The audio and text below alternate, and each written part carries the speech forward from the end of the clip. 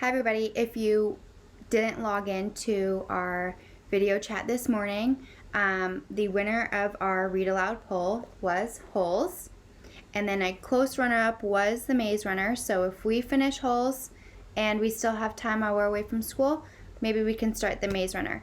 I was also really glad to see that a lot of people did choose the other books as well, so I will make sure to bring them in when we get back from school and to post the titles so that you can either find them using your library card online or wait till we get back to school and you can borrow my hard copy.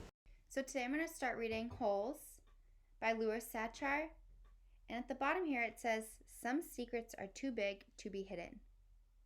Okay, this book is now a major motion picture.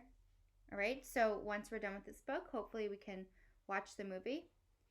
And I'll add the trailer on our Google Classroom page so you can see the trailer as well.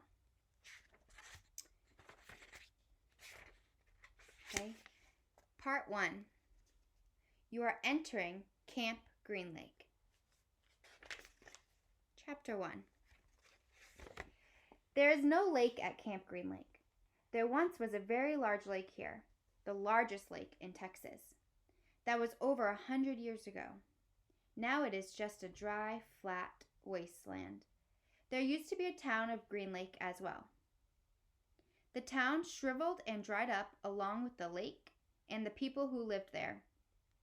During the summer, the daytime temperature hovers around 95 degrees in the shade, if you can find any shade. There's not much shade in a big, dry lake. The only trees are 2 old oaks on the eastern edge of the lake. A hammock is stretched between the 2 trees, and a log cabin stands behind that. The campers are forbidden to lie in the hammock. It belongs to the warden. The warden owns the shade. Out on the lake, rattlesnakes and scorpions find shade under rocks and in the holes dug by the campers. Here's a good rule to remember about rattlesnakes and scorpions. If you don't bother them, they won't bother you, usually. Bitten by a scorpion or even a rattlesnake is not the worst thing that can happen to you.